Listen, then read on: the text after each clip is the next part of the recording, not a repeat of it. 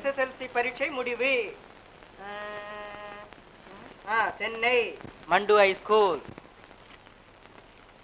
குமரகுரு 3940. 3940. ஓ இல்லே, ஃபெயில்.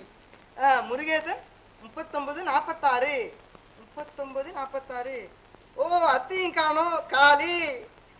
நம்ம நம்பர் 3951. 39 50 52. ஓ 51 அவுட்.